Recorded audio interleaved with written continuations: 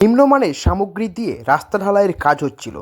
সেই মুহূর্তে প্রতিবাদ করতে যাওয়ায় এবং সাংবাদিকরা যদি ভিডিও করতে যায় তাদেরকে অকথ্য ভাষায় গালিগালাজ এবং হেনস্থা করে সেই চিত্র আজ আমি আপনাদেরকে দেখাচ্ছি। আপনাদের সাথে আমি রয়েছি শুভজিৎ, ইউএসটি বাংলা, বাঁকুড়া।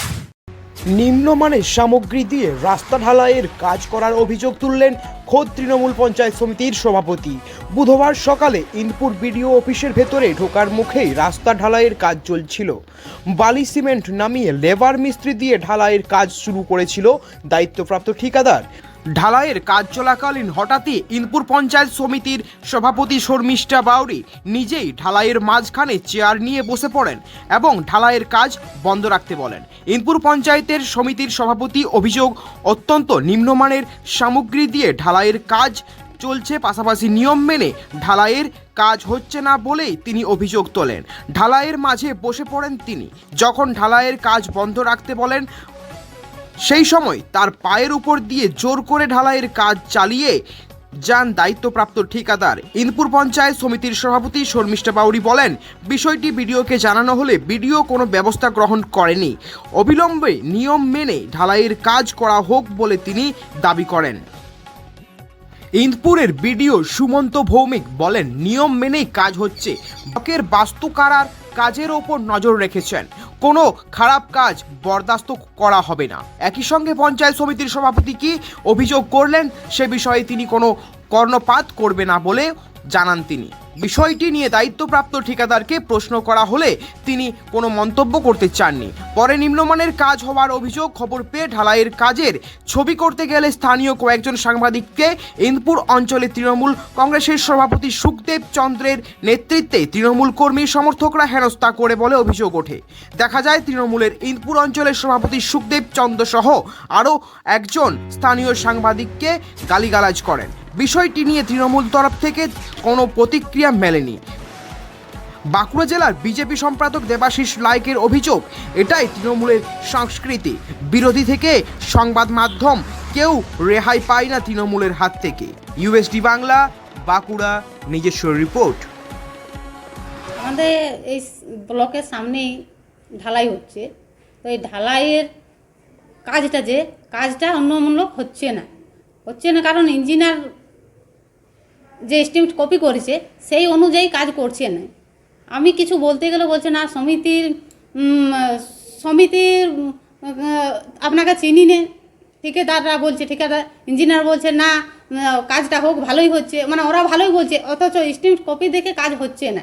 বিডিও সাহেবকে বলতে গেলাম, বলছে না এটা যা আছে সেরকমভাবেই হচ্ছে, ভালো যদি না হয় টাকা কাটা যাবে, তখন তাদেরই টাকা কাটা যাবে। বল না, এস্টিমেট কপি ধরা আছে যখন, তাহলে ধরা হলো কি করে? না ধরলেই হতো যদি কাজটা সেরকম না হবে, আর যদি ধরা আছে সেই অনুযায়ী কাজটা হোক। বললো না এটা তখন পরে দেখা যাবে, কাজটার হওয়ার পরে দেখা যাবে, যদি না ভালো হয় সেরকম টাকা কাটা যাবে।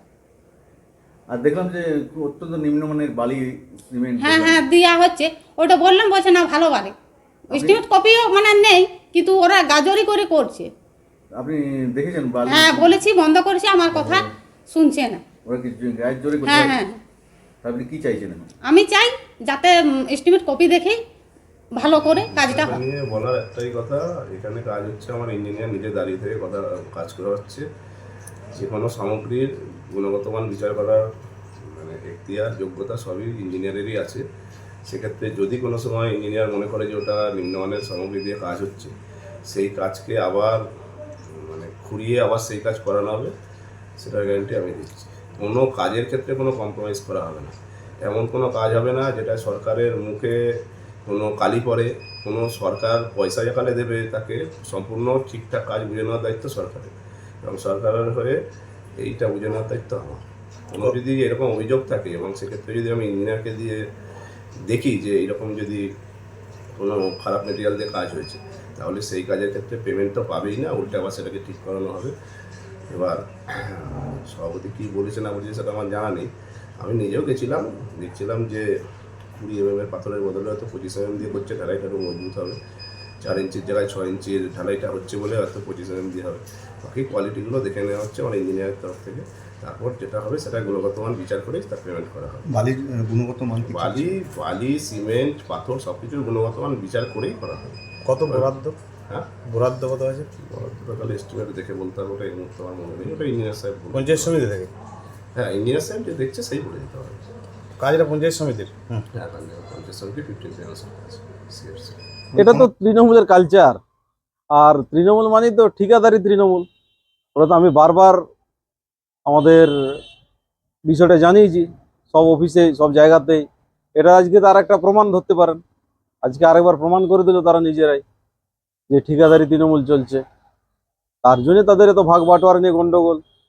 শুধু এখানে না, পশ্চিমবাংলা সর্বত্রই দেখছেন এখানে আজকে হয়ে গেছে। লোকে কন্টিনিউ এগুলো এসব চলছে। তিনি যে অভিযোগ করছেন সেটাও ঠিক, আর এরা যেটা করেছে সেটাও আপনারা দেখছেন সবকিছু সামগ্রী। বিডিও অফিসের ভিতরে কাজ হচ্ছে, সেখানে সংবাদ মাধ্যমের কর্মীরা খবর করতে গেলে বিডিও অফিসের ভিতরে কম্পাউন্ড চত্বরে তাদেরকে গালিগালাজ করা হয়। কি বলবেন, কিভাবে দেখছেন বিষয়টা? এটা তো এদের কালচার, এরা এভাবেই পার্টির সংস্কৃতি, এটা এদের এভাবে এরা করে। এটা সবকিছু ওরা তৃণমূল মনে করে, আর এরা ভয় দেখিয়ে নিজেদের ক্ষমতা রাখতে চায় এবং কাজ করতে চায়, এটা তো প্রমাণিত। এভাবেই তার জন্য ভয় মানুষকে পায় বলে এইভাবে এইসব কাজ বা ঘটনাগুলো তারা ঘটিয়ে থাকছে এবং এলাকায় সন্ত্রাস ছড়িয়ে যাচ্ছে এই জন্য। আপনার নাম পরিচয়? দেবাশিস লায়ক, বাঁকুড়া জেলা বিজেপি সম্পাদক।